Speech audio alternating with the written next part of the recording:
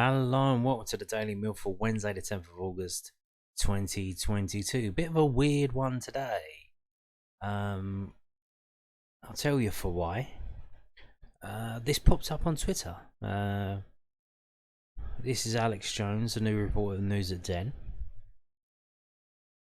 Understand that reports that Millwall have completed the signing of Andreas Voglsammer from Union Berlin are wide of the mark. So here we go. Now obviously in yesterday's video I told you we're trying to sign Shane Lavery. He played for them in the EFL Cup. He didn't play too well against Barrow United and they ended up losing on penalties, and the manager said he's going nowhere because we've got 2 striker injuries at the moment, so Shane Lavery ain't going nowhere. Unless, of course, if they sign someone, maybe they'll let him go. So as soon as that avenue of signing that player has seemingly closed down, the next day this pops up: Andreas Voglsammer from Union Berlin.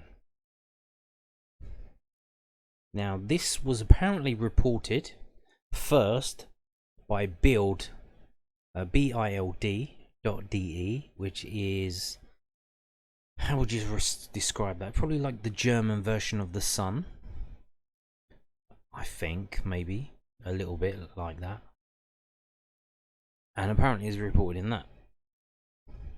that he is coming to the island, as they call us, the island, to finish his career because he's 30 years old.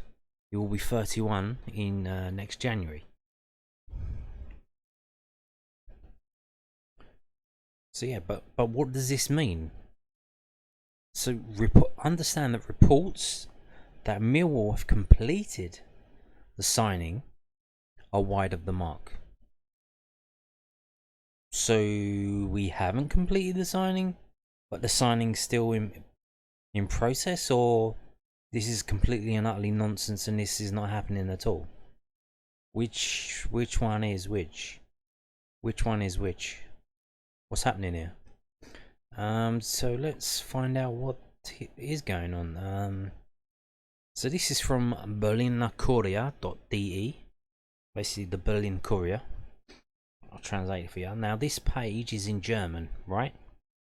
And it's automatically been translated by Microsoft Edge, so it's a bit funny, right? So it says Iron Squad reduction.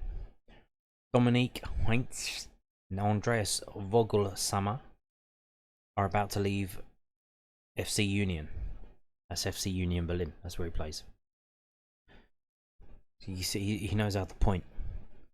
We used to have what's it, Aidan O'Brien, very good at pointing. Send it here. Put it here. Put it here.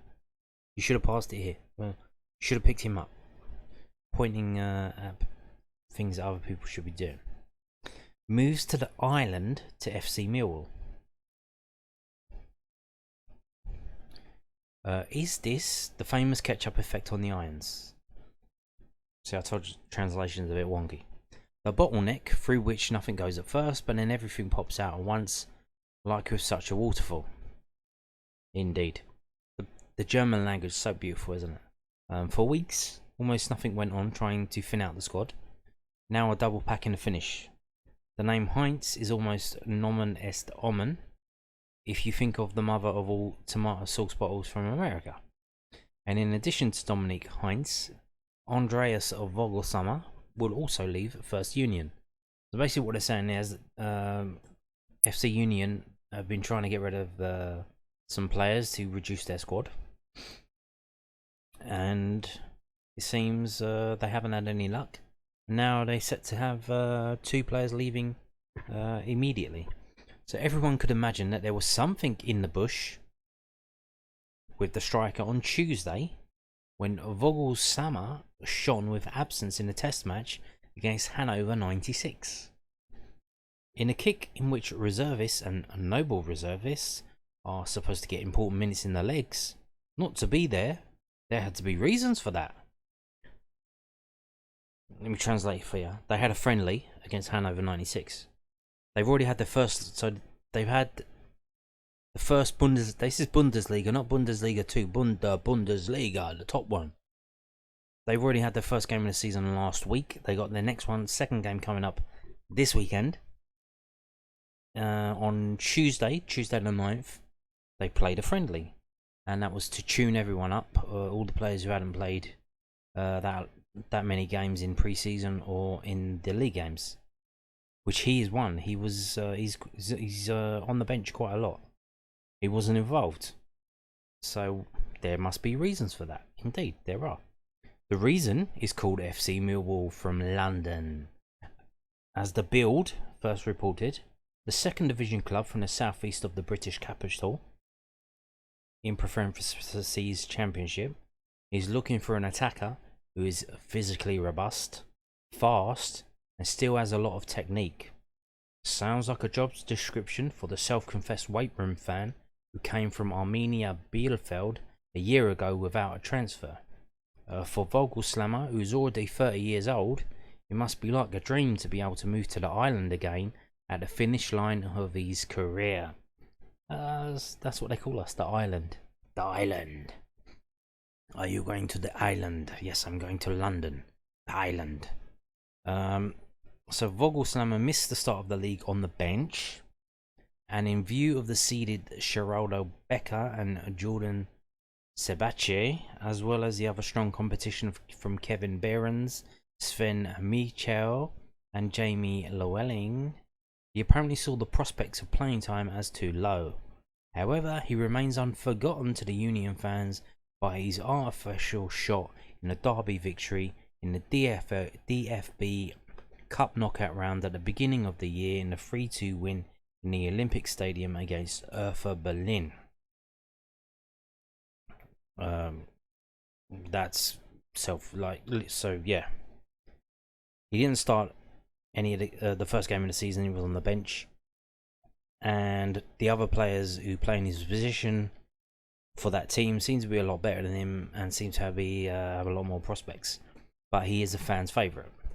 And then they go and talk about the Heinz geezer.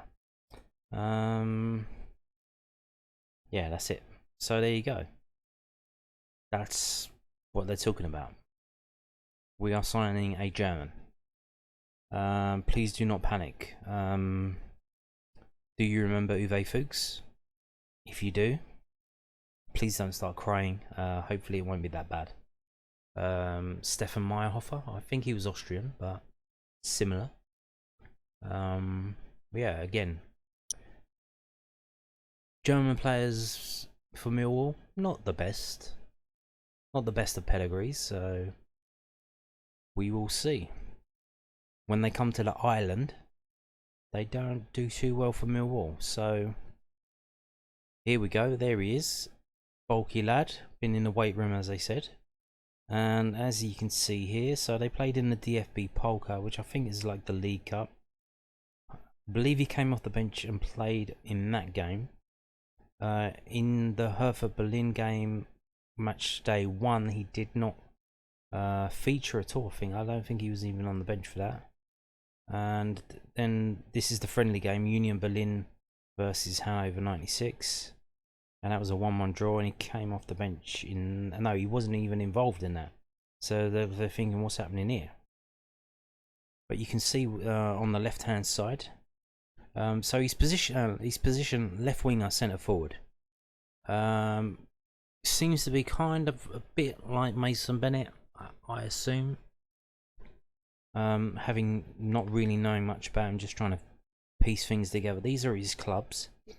Just way back when he was less than 30 years old, played for Bayern Munich. He has the pedigree of coming through Bayern Munich, under 17s, under 19s. Then he got moved on to Karlsruhe. Then he went to Rosenheim, which I believe he was born in Rosenheim, so that's his hometown club. Yeah. Then he went to Unterhaching. Then he went to Heidenheim. And then he went to Arminia Bielefeld, and now he's at FC Union Berlin. He had one full season there last season, He's got 1 more year left in his contract. So, so this is from sportdaten.sportbild.de. Let's move on now to SofaScore. This is rating on SofaScore. So if we move this back, it's in the Bundesliga last season, 21-22. This is his heat map there on the right hand side. So mostly on that left wing area. He played 32 games, so he only started 5, so obviously not happy coming off the bench. Averaging 27 minutes per game, so not playing a lot. But this is the thing: we sign these players who don't play a lot, like Freeman and Oliver Burke were examples, and Ojo as well. When they come to us and they're good players, and we start playing them a lot, they get injured because they're not used to it. He's literally been a bit part player, and he doesn't have the legs for it. So as soon as his body starts getting tested, is he going to get injured as well? Is he going to break down? Hopefully not. So his rating 6.9 was the last game he played. So you can see here he was on the bench. If you look here, yeah, that one, see that? That was a local derby, Union Berlin versus Hertha Berlin. He was on the bench, didn't even get on. So maybe that's what's tipped him over the edge. He's got the hump. That's a big game for them, a derby. Which is weird that they would start the season with that game, but I don't know how they do it over there. And then we have him here. The game above, DFB Pokal. He got 6.9, and I think he came off the bench in that game. In the club friendlies, they don't really give any information.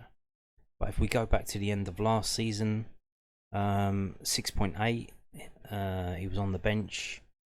Then 6.9, then 6.3, 6.6 against Leipzig. So not too bad, even though they lost. That was in the cup game. If we go back to the right hand side, so goals, not very prolific. I don't think that's what he's about. He's about holding the ball and going at teams up front. I don't know what's just happened. It's reset itself. Fantastic. Thanks for that. I was going to read that, but you know. So if we look here, what the fuck is going on here? Right, 2 goals. He scores 1 goal every 434 minutes. So I wouldn't say he's not prolific. I mean, it's literally non-existent. But so what? Maybe he sets them up. 1 assist and 12 and a half touches per game. Again, he only started 5 games, but he played 32. So he's kind of like super sub. Do they bring him on at the end of the game to hold the ball up front? Now maybe that might be good for us. I mean, we might want someone like that who can hold the ball up front. Use their technique that they learned at Bayern Munich to hold the ball, to pass it around, to not give it away. If him and Zion Fleming play together, that might be all right. But you can see here. So this is the last 12 months. His average rating is 6.81. In the Bundesliga, 6.79. He's played in the Europa Conference League. 6 appearances, 6.83. He's played in the Deutschen Football Bundesliga, whatever, Poker, which I believe is a cup. And he got 6.92. So he did well in September, and he did well in January, which his birthday's in January, so that figures. Not gone for a lot of money. It goes for free from one club to the other. Heidenheim did spend 200,000 euros for him. So Andreas Voglsammer is 30 years old, and he is 178 centimeters tall, so he's not that tall either. He prefers to play with his right foot, but he plays on the left hand side. So how does that work? Okay.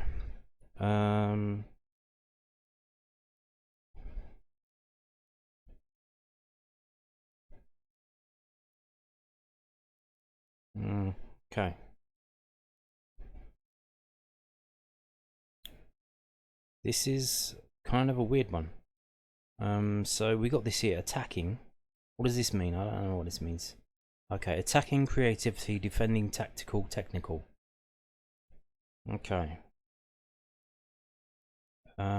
So attacking is very good. Creativity, not really. Technical, tactical, defensive, no. And his positions left midfield, left winger, striker.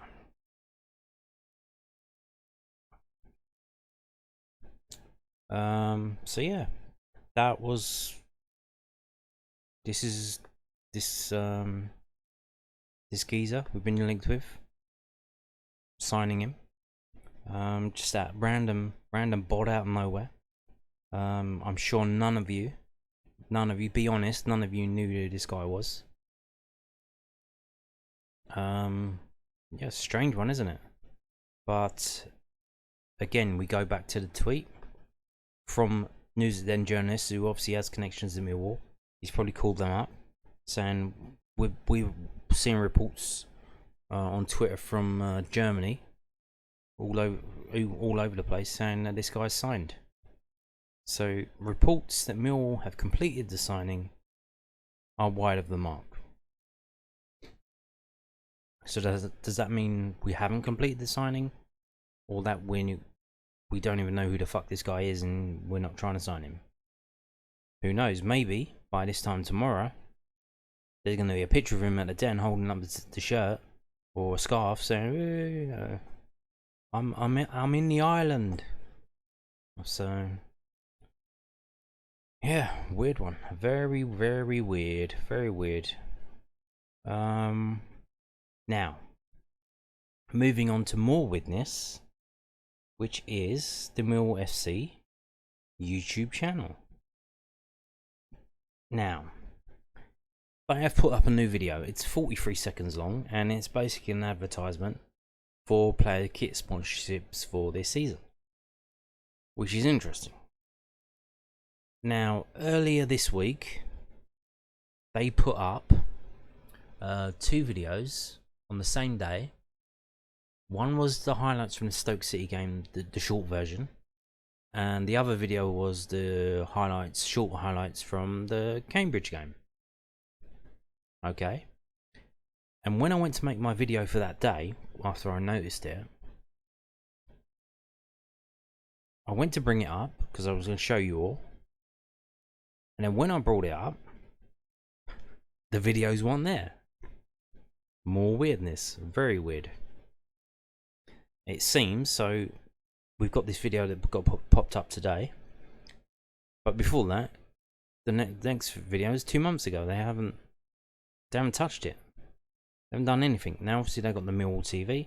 They got the Millwall TV Plus. But I was thinking, I did mention, like, they haven't even put up an advert saying, like, if you want to watch Millwall's highlights this season, go to millwallfc.co.uk.